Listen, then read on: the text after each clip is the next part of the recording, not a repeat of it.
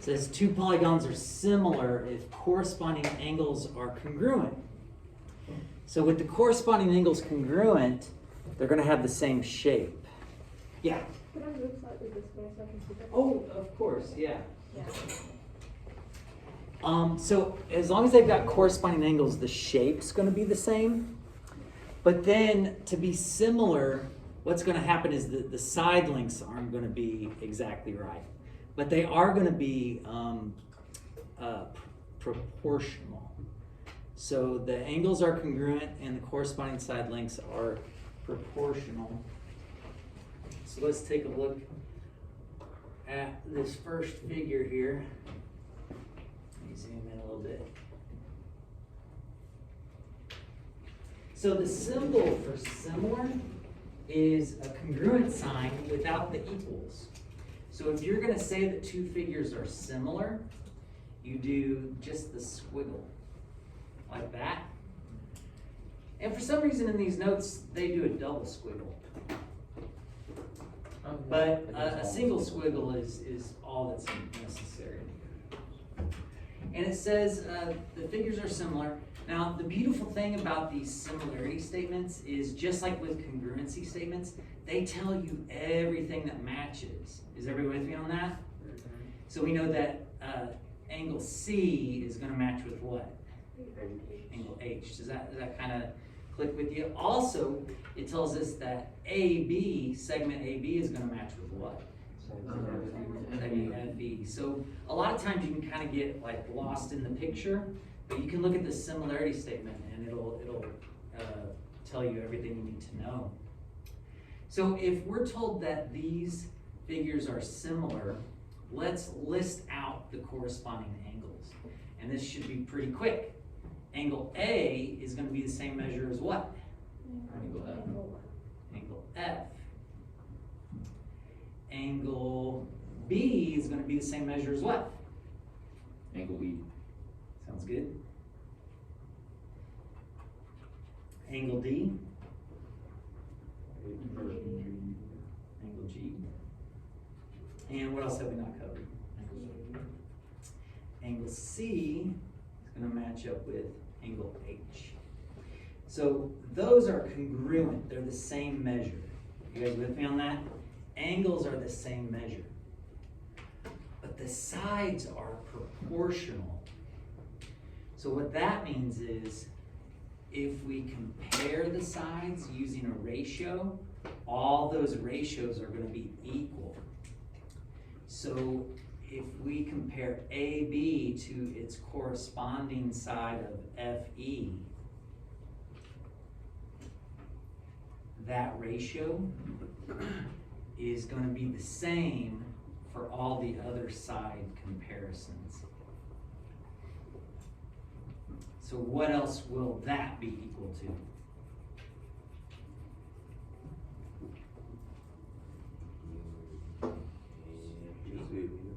CB. And what does CB compare to? HG. Those ratios are going to be equal. Also, you could do AD, couldn't you? And what side does it match up with? FG. And finally, CD. And if you compare that to GH, all of those ratios will be equal, which makes them proportional. All right, so now we got to draw some pictures. So let me find out what picture we're going to draw on here. So for this picture, we're going to draw a triangle. So draw a triangle like so. Draw a second triangle, the same but a little bigger if you can. Doesn't have to be perfect, and mine certainly isn't.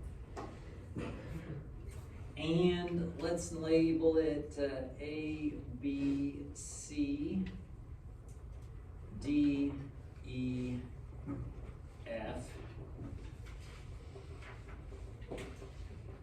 And we're told that that they're similar, but let's give it some more information. So let's say that 25, 20, 30, 35, 28, 42. And why don't you guys go ahead and answer A, B, C right there while I take roll real quick, and we'll see if we all agree.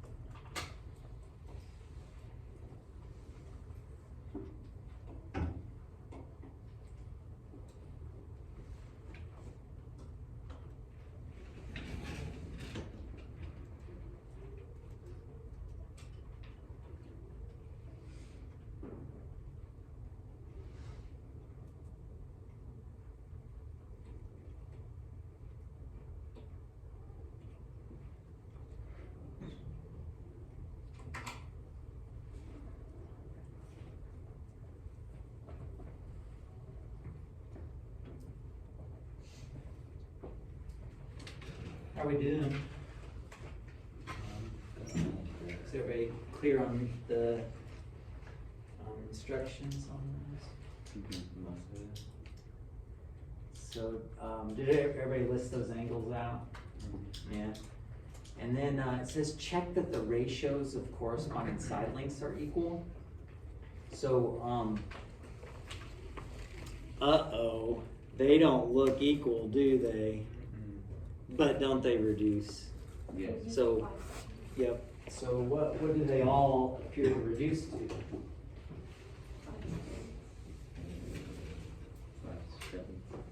Yeah, 5 goes into both of these. 5 times 5 is 25. 5 times 7 is 35. So we're up to 5/7. On this, 4 goes into both of them, doesn't it?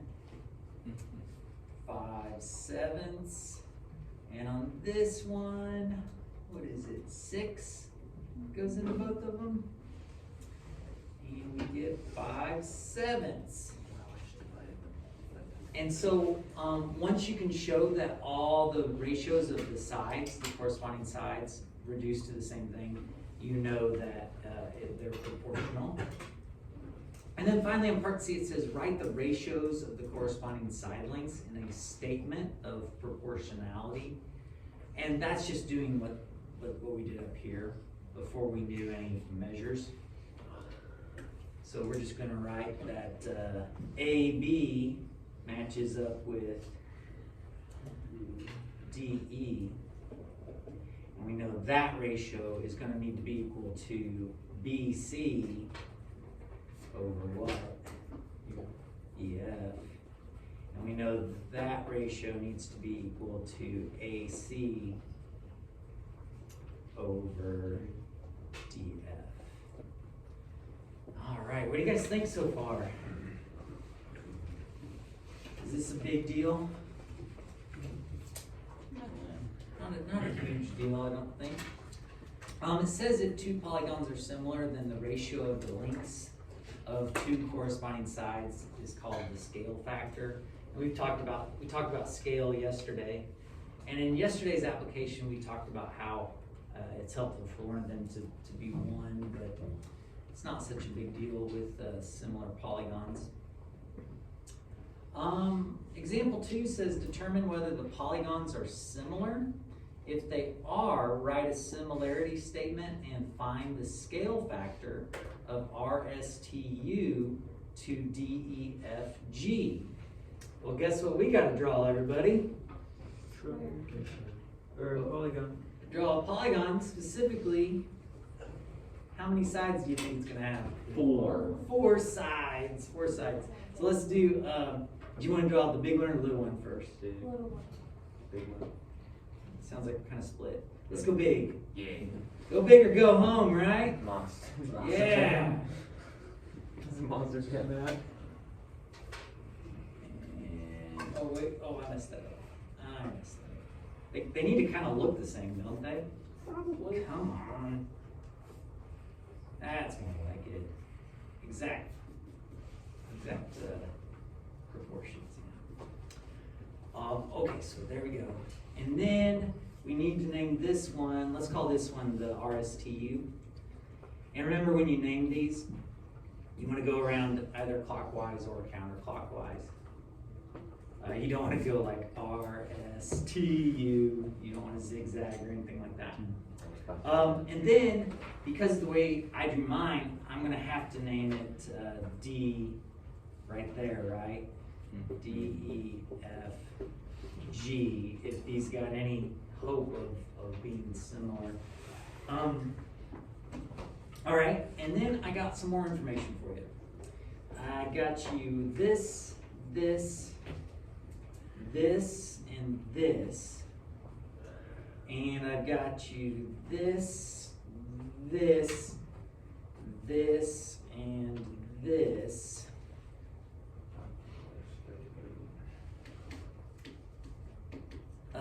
Additionally, I also have to give you information about the angles.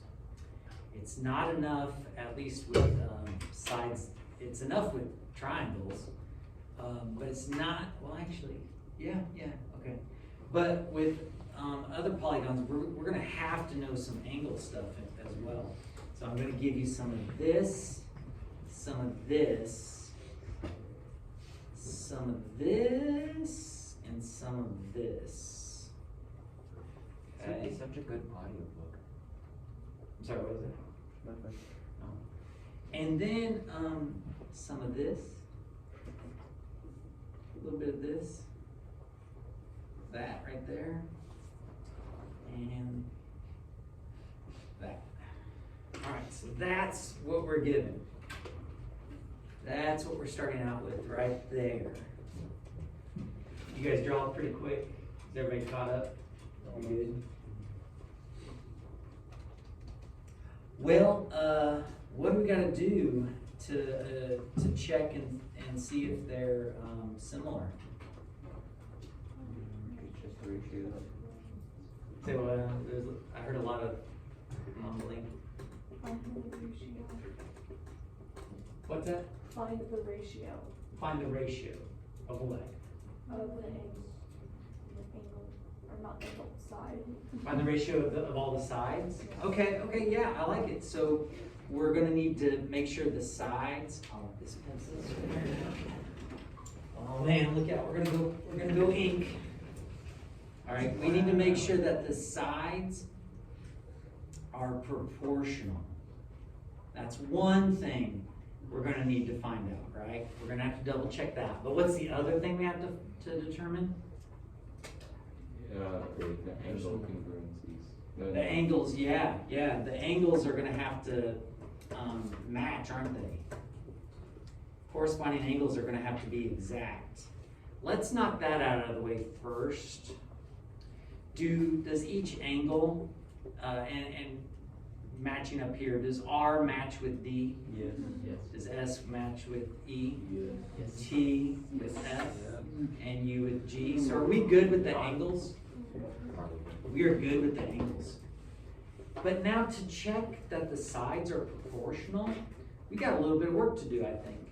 What side matches up with RS? So 30 over 20? And what does that reduce to? 3 halves, yeah. And then let's just go sequential here. 27. 27 matches up with what? 18. What does that reduce to? 3 2. Oh, okay.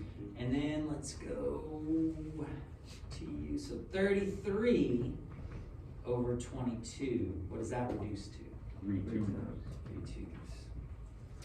And then finally, our last one, RU 3 2. 12 to 8. You sure about that? It's gonna be like, oh no, over. Oh no, that's not 3 2s. Are you sure about Then that? it's 3 2s. It's 3 2s. It's 3 twos. Yeah, it's 3 twos. All right. And so, are all the sides proportional? Yeah, all the sides are proportional. They all reduce down to the same scale factor. So we're good. What else did they want us to do? They want us to, if they are, write a similarity statement and find the scale factor. Okay, so we actually already found the scale factor. Scale factor is 3 to 2. And then the similarity statement, we just need to write RSTU, squiggle, DEFG. Are you guys cool with that? I mean, sure. Yeah, Hannah. Does it matter whether you put the larger value or the smaller value as long as it stays the same for the Yeah, rest? as long as you're consistent, it's fine. Okay. Yep. And so one thing though that you do need to be careful with is it does say find the scale factor of RSTU to DEFG. So do you see how RSTU is the bigger one? So we really should write it bigger to little because they told us to do it in that order. Does that kind of make sense? Yeah. If they had said to write the scale factor of DEFG to RSTU, we would actually want to flip it around. Yeah. Okay, let's move on. Example 3. We've got another triangle here. And it says find the value of x. So let me give you what the picture looks like. The picture is in fact a triangle and a smaller triangle. And this one goes A, B, C, 12x, 18. And the other triangle goes G, H, J, 8, 16, 12. And the question is, or the instructions are, find the value of x. Why don't you guys try that out? And I'll actually wait for, just raise your hand when you think you got it, and I'll come by and check. Make sure we're all on the same page here.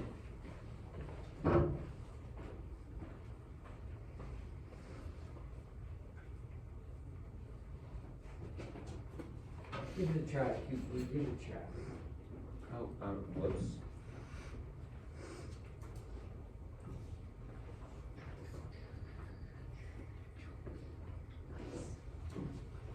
Would you just kind of read over that here and there and see if it makes sense? Yeah, don't be shy. As soon as you get it, let me know.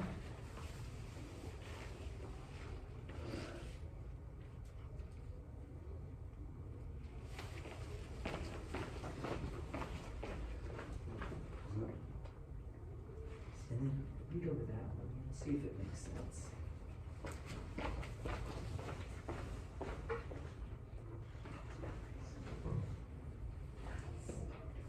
Yeah, once I give you a smiley face, read over that next theorem. I don't even think we're going to draw a picture for it. Just kind of read over it, see if you think it's accurate. Nice.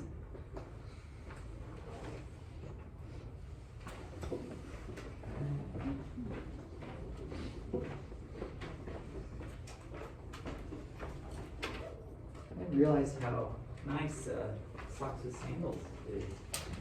Oh, hey. Yes.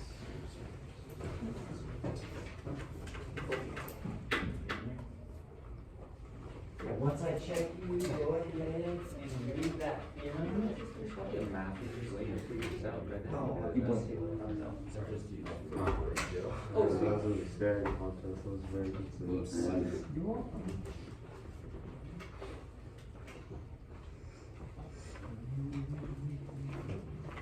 Oh, yeah.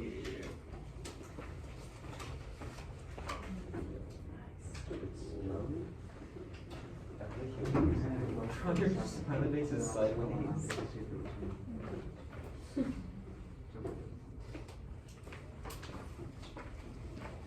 Well,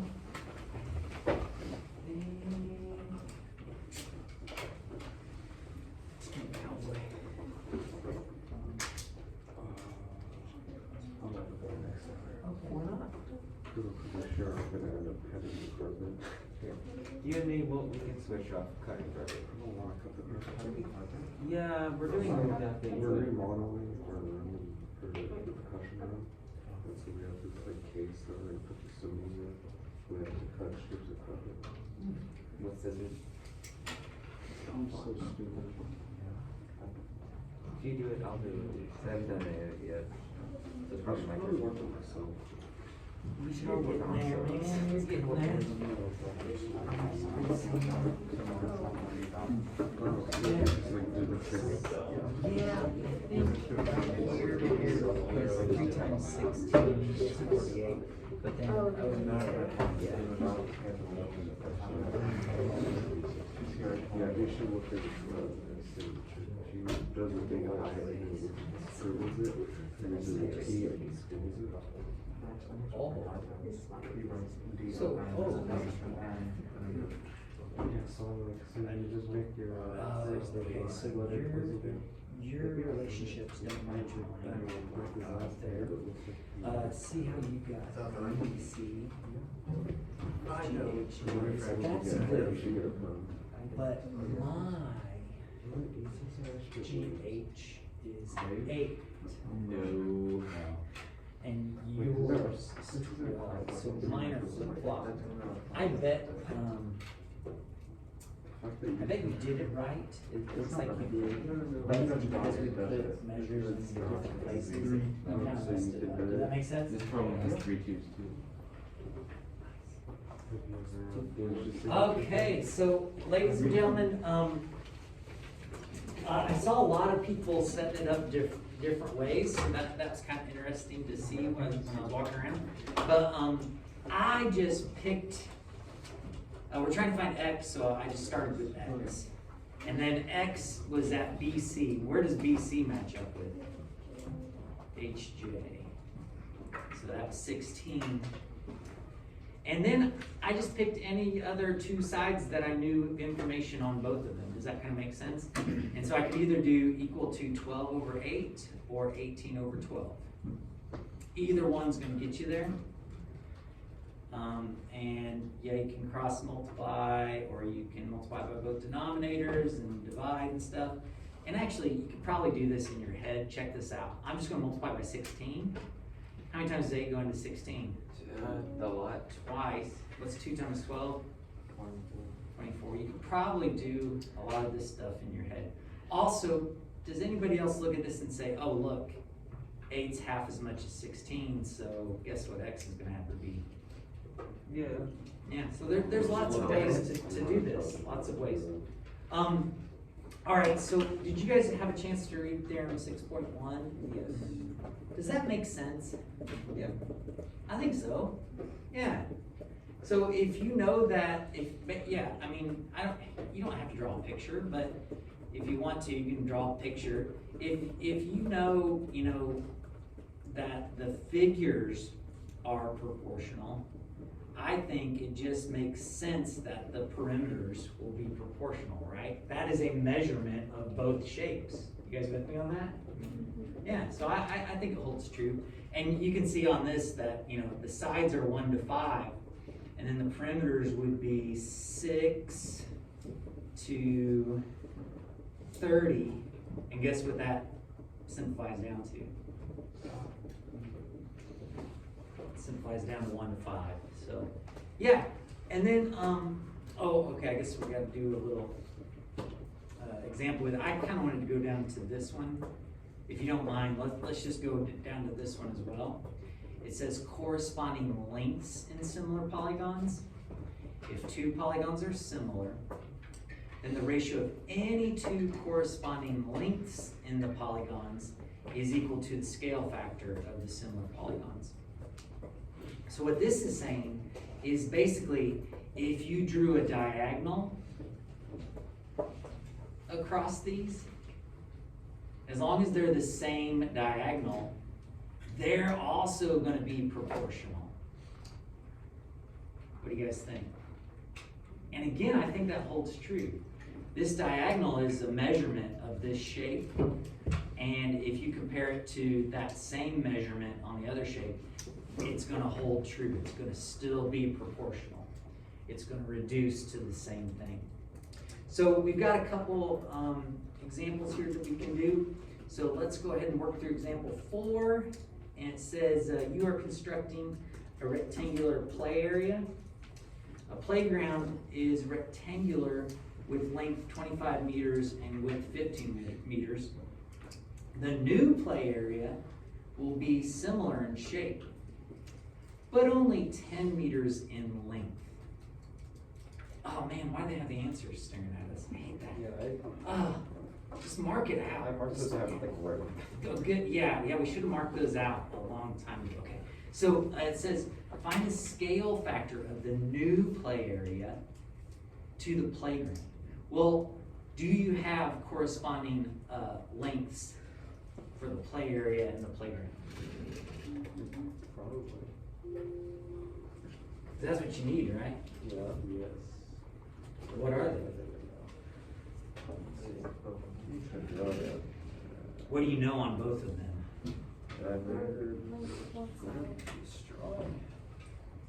You know the length of the playground. You also know the length of the new play area.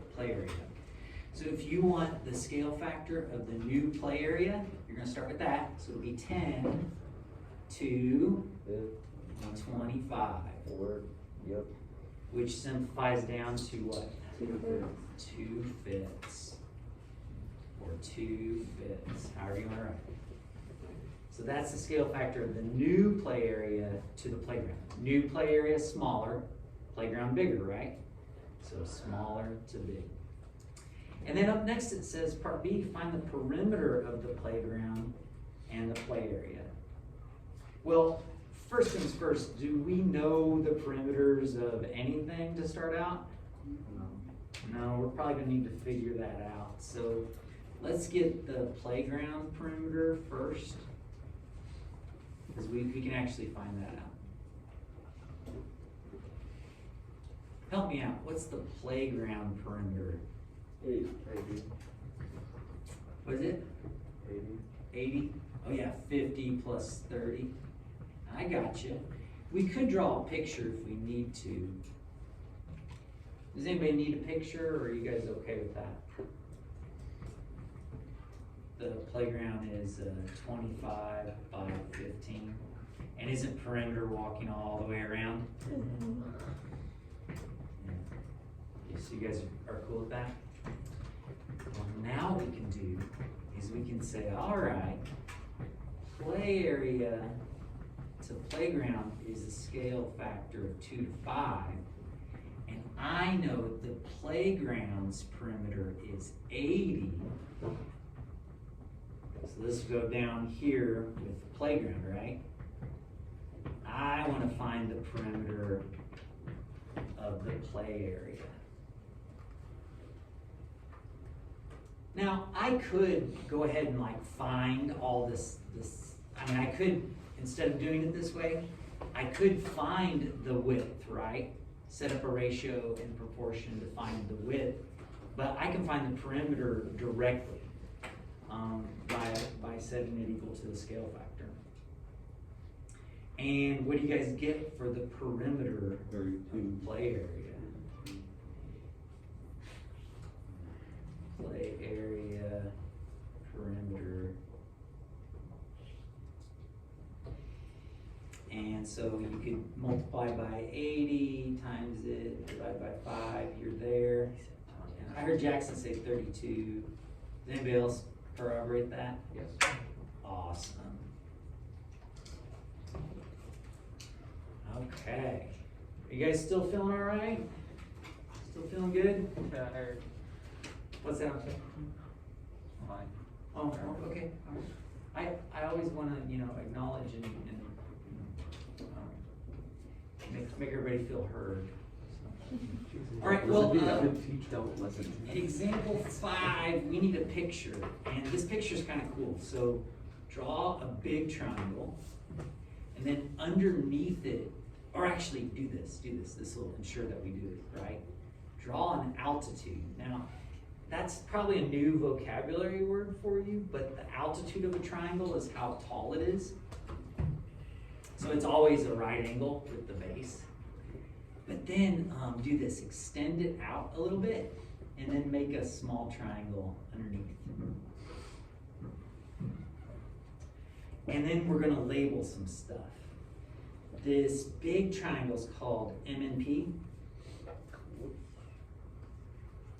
This little triangle is called RST. We also know that this intersection in here is called L. And we know some measurements. There,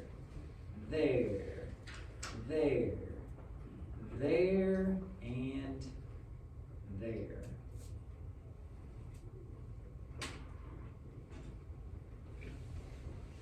So it says, in the diagram, triangle MNP is similar to triangle RST. It says, find the length of the altitude NL. All right, we're trying to find NL. What's the corresponding altitude in the smaller triangle? It's 14, isn't it? I'm going to start this out by saying NL compares to 14. How can I finish this proportion in order to be able to solve for NL? We can take a side length of both of those triangles. That correspond, yeah. So let's go MN. What does MN correspond with? RS. RS. 30 over 20. Can you guys solve it now? Yes. Heck yeah, you can. I bet you'll get a number. Well, ladies and gentlemen, there's some practice for you. And yeah. Oh, do you guys want to know what it is, or? Isn't this? I got 21. Did you guys get 21? Yeah. Yes. Yeah, 21. Just got it. Awesome. All right. Well, when do we get out of here? 9 o'clock. Like every day, right? Yeah. Almost every day. Well, I would, if I were you, I'd go ahead and get out a sheet of paper and like write this down on the paper. That way you'll at least be sure to think about doing the practice.